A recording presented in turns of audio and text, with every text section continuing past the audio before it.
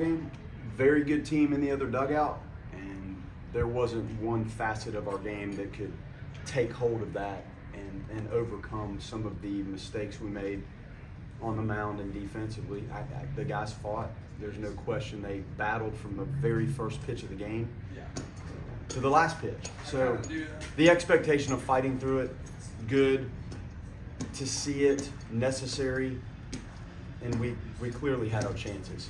Not a clean game by any stretch of the imagination. It was tough to sit through moments of that on our side. I'm sure they're probably saying the same thing, but they scored one more run than we did, and that's what matters. And they did a good job. They damaged mistakes, and when those go over the fence, that was the difference in this one. And again, the pitch execution, that's where it starts. The defense and the containment of the big inning is something we obviously have to work on, and it hurt us again today. And some of these guys are young and going through these games for the first time. We had a lot of freshmen out there involved in this today, and sometimes these learning moments are difficult, and today was one of those. You played on stage as a freshman. What's the key to handling those situations? Kind of like staying within yourself, and maybe as things are going south for you sometimes offensively, like making sure you go play good, solid, clean defense, trying to separate what's going on, and experiencing making mistakes on this stage is new and it's difficult. And I think sometimes those things compound a little bit, especially with the young guys. And the response, I saw some mistakes and I did see some quality responses, and that's the important thing, because you're not going to play flawless. But our mistakes are compounded right now. Like something on the mound, something defensively, that's how it opens up. And we haven't been able to separate some of the moments where it's not as clean. Like it seems to stack itself right now. And that's how people put together big innings that add up to really being the difference in a lot of these games. So overall, what did you see from Jamie on the start? I loved it.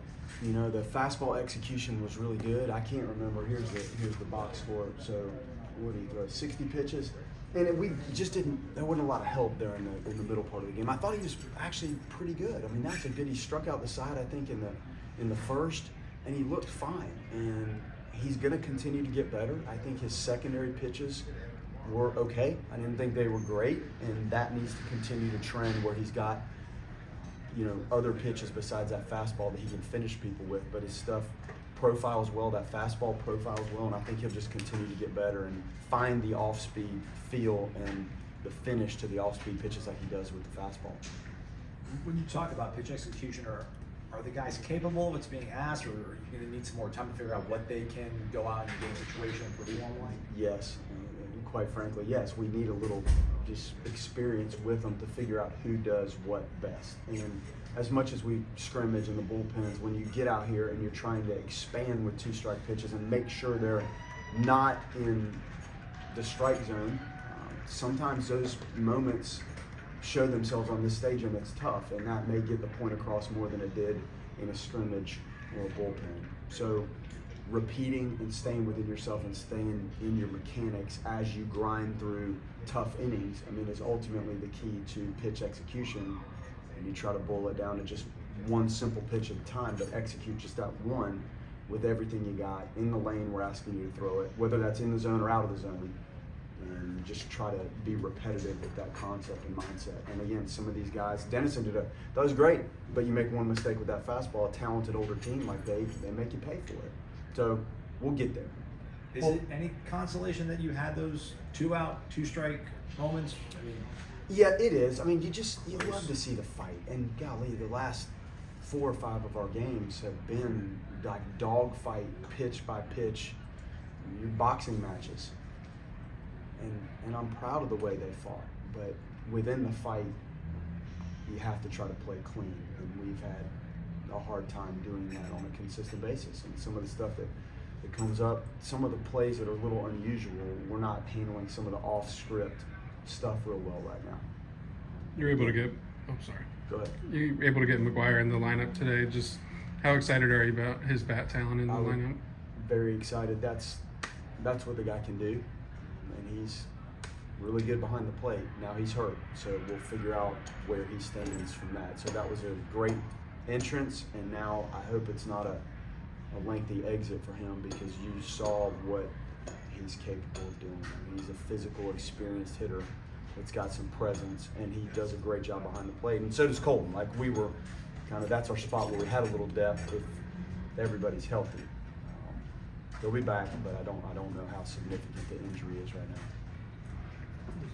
Crowell not available, obviously, and He said he was not available today, so hopefully we get him tomorrow. You almost had to go for it against USF and roll the dice with all the pitchers. You knew this was going to be a kind of scrape it by type of series. I mean, how kind of behind the eight ball are you with some of these? Well, you might wanted to hold Ryan, but you had to maybe see if Ryan could battle it through. Yeah, he was pitching well, and we have to learn what some of these, especially the young guys, can do. And he was in control of the game, we felt like, and it was one pitch. So we knew the 13-inning deal. I knew that was tough. And Chuck and I, as this is going on, there's a game within the game that you're having to manage. And we felt like that was the way to go. I mean, you have a chance to win it, and we did. And then you have to turn to this. And again, I think the guys have competed. It just, with what we're doing out of the bullpen right now, and some of the guys have been out there so much, we tried to give somebody else a chance. And I thought Ryan did a nice job. You mentioned Colton. I mean, he's already surpassed his extra base hit total from last year. Just what do you think he's unlocked from the left side? Comfort. The breaking pitches that work into you are a little easier to deal with than the breaking pitches that work away. That's the benefit of being a switch hitter. And I think it also gives you something if one side may not be going great and they go to the other type of arm and you get to flip it around. Sometimes it's just a breath of fresh air to get to turn the other way. And it's really helping us overall because it does give us another left-handed look in the lineup, which we lack. So he's been great, and his game at-bats have been competitive, and he shoots the ball probably better than I saw him do even in some of our practice work.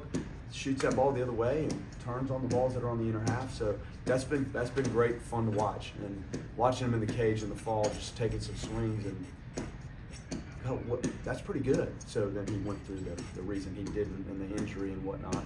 So very happy with him, and he works hard. I mean, the guy's caught every pitch essentially. Tip my hat to Colton.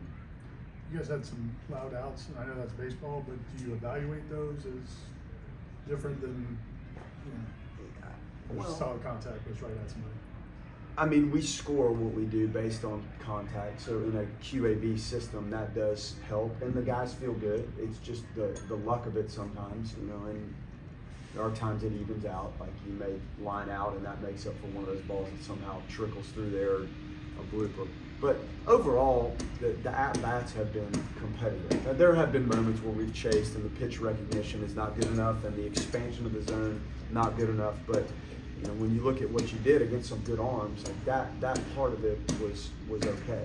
Now the damage that they were able to do with some of the balls that left the yard, like their loudness was not catchable.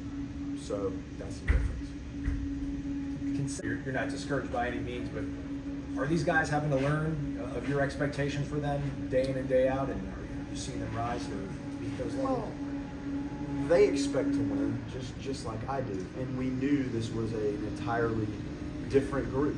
You lose your entire weekend rotation and your most used relievers, I guess, and you have a lot of newness on the field. So everybody knew, we knew this is what it was going to be. And we're razor thin with our pitching depth. Like it's razor thin. This is the fewest number of pitchers I've had on a staff in 5 years. So just by sheer number, it's a little bit less. So maximizing what you have and finding, like Dennison today, finding opportunities for guys to go in there at a moment that you feel like they can handle and then extend a little bit. And we had other guys up, Flowers and Stockton and some of the other young guys are waiting, and you're just trying to find the right moment to let them get their feet wet and go with it. And Dennison last night, we didn't really have a choice. That was a time we'd seen him throw and knew he's competitive and had done a nice job. So you just have to figure it out. And some of these moments are difficult. Yeah, I'm not discouraged.